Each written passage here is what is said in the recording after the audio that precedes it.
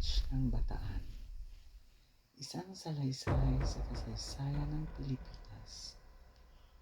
Noong unang bahagi ng 1942, ang mga tanawin ng lalawigan ng Bataan ay puno ng kalituhan at paghihirap. Matapos ang pagsalakay ng mga puwersang Hapones sa Pilipinas noong Disyembre 8, 1941. Isang araw pagkatapos ng pag-atake sa Pearl Harbor, nagsimula ang isang mahabang digmaan na magwawakas sa isang kaganapan na magiging simbolo ng paghihirap at kagitingan ng mga Pilipino at mga kasamang sundalong Amerikano. Ang mga puwersang Pilipino-Amerikano, USAFE, pinamumunuan ni General Douglas MacArthur at kalaunan ni General Jonathan Wainwright, ay nagtakda ng depensa sa Luzon na nagtulak sa mga Hapones na pwestuhin ang kanilang mga tropa patungo sa timog. Sa huli, ang karamihan ng mga sundalong Pilipino at Amerikano ay nagsama-sama sa Bataan, kung saan sila ay naghanda ng huling depensa laban sa pagsalakay. Sa loob ng mahigit 3 buwan, ipinaglaban ng mga sundalo ang Bataan sa kabila ng matinding kakulangan sa lahat ng bagay. Ang pagkain ay limitado sa kakaunti lamang na bigas at mga pagkaing makukuha sa kalikasan. Ang tubig ay bihira at kadalasan ay marumi. Ang mga gamot para sa mga sugat at sakit tulad ng malaria, disenterya at malnutrisyon ay halos wala. Sa kabila nito, nagpatuloy sila sa paglaban, umaasa na darating ang tulong mula sa Estados Unidos. Ngunit sa pagdaan ng mga araw, lalong lumalakas ang puwersa ng mga Hapones at ang sitwasyon ay naging hindi na makaya. Noong Abril 3, 1942, sinimulan ng mga Hapones ang kanilang muling pag-atake sa Bataan na tinawag na Final Offensive. Sa loob ng 6 na araw, ang depensa ng mga Pilipino-Amerikano ay napinsala ng husto hanggang sa mapilitan silang sumuko noong Abril 9, 1942. Ang petsang ito ay naging isang mahalagang bahagi ng kasaysayan ng Pilipinas. Ito ang araw ng pagbagsak ng Bataan. Matapos ang pagsuko, inutusan ng mga puwersang Hapones ang mga bilanggong sundalo. Higit sa 60,000 Pilipino at mahigit sa 10,000 Amerikano na nagmarcha mula sa Mariveles, Bataan papunta sa Camp O'Donnell sa Capas, Tarlac. Ang distansya ng marcha ay humigit kumulang 100 kilometro. Ngunit ang daanan ay hindi patag at madalas na maputik o maaraw. Wala paunang abiso o paghahanda. Ang mga sundalo ay pinilit na maglakad kahit na sila ay gutom, pagod at may sakit.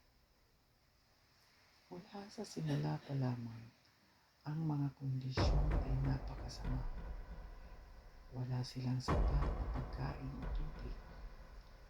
Minsan ay makakain lamang sila ng isang maliit na piraso ng kanin sa isang araw. At ang tanging tubig na makukuha nila ay mula sa mga batis o kanal na marumi at kontaminado. Ang mga Hapones ay hindi nagbigay ng pahinga. Kahit na ang mga sugat at may sakit na sundalo ay pinipilit na sumunod sa bilis ng marcha.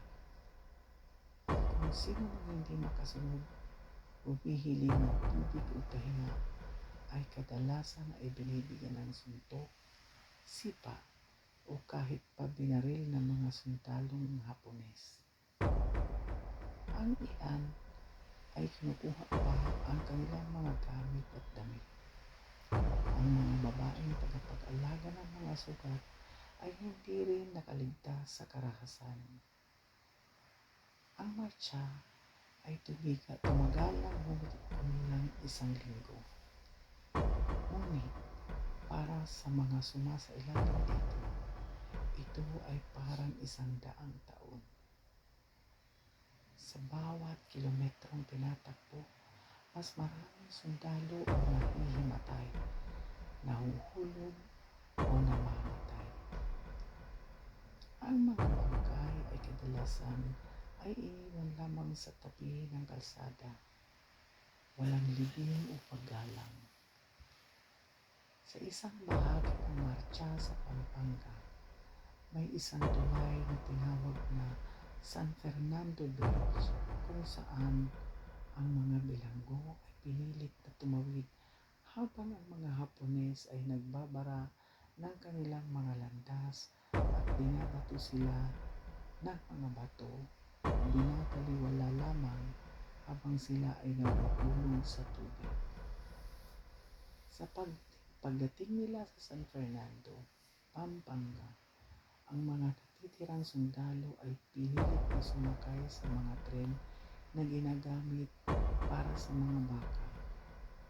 Mga tren na walang bubong o bintana at punong-puno ng mga tao. Ang mga biyahe ay tumatagal ng maraming oras sa mainit na sikat ng araw o sa lamig ng gabi. At marami pang sundalo ang namamatay sa loob ng mga tren dahil sa kakulangan ng hangin at pagkain. Pagkatapos ng biyahe sa tren, ang mga sundalo ay kailangang maglakad pa ng mahigit 10 kilometro papunta sa Camp O'Donnell. Ang kampo ay idinisenyo lamang para sa 10,000 tao, ngunit ito ay pinuno ng mahigit 60,000 bilanggo.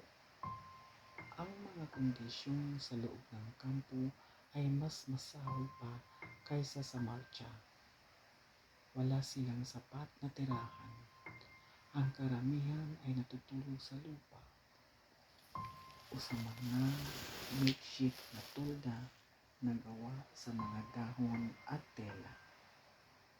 Ang pagkain ay napakaliit at ang mga sakit tulad ng malaria, dysenteria at biri-biri ay kumakalat ng mabilis.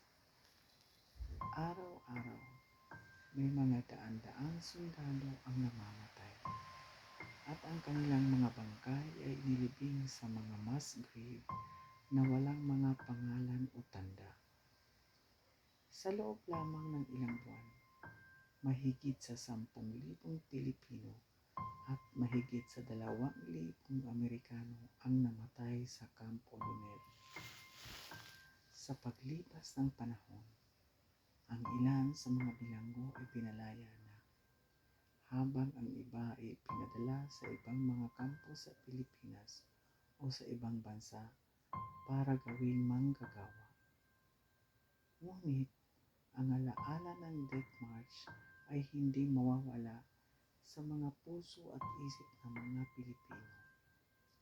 Matapos ang pagtatapos ng ikalawang digmaang pandaigdig noong 1945, ang mga kaganapan sa Bataan at sa Death March ay naging paksa ng mga pag-iimbestiga at paglilitis laban sa mga sundalong Hapones na nagsagawa ng mga krimen laban sa mga bilanggo. Sa kasalukuyan, ang Araw ng Kagitingan ay ipinagdiriwang tuwing Abril 9 upang alalahanin ang mga bayaning namatay sa Bataan at sa Death March. Pati na rin ang lahat ng mga Pilipinong nakibahagi sa digmaan. Ang Death March ng Bataan ay hindi lang isang kaganapan sa kasaysayan. Ito ay isang simbolo ng paghihirap, pagiging matatag, at pagmamahal sa bayan ng mga Pilipino. Ipinakita nito ang lakas loob ng mga tao na handang ibigay ang kanilang buhay para sa kalayaan ng kanilang bansa. Sa kabila ng karahasan at pagkakasugat na dulot nito, ang Death March ay nagbigay din ng lakas sa mga Pilipino na magtulungan at magbangon mula sa digmaan. Hanggang ngayon, ang mga kwento ng mga bayaning sumailalim sa Death March ay patuloy na binabanggit at ikinikwento sa mga susunod na henerasyon. Upang hindi kalimutan ang mga sakripisyo ginawa para sa kalayaan na tinatamasa natin ngayon. Ang kasaysayan ng Death March ay isang paalala na ang kalayaan ay hindi kailanman nakuha na madali at kailangan itong ipaglaban at pahalagahan ng bawat henerasyon ng mga Pilipino.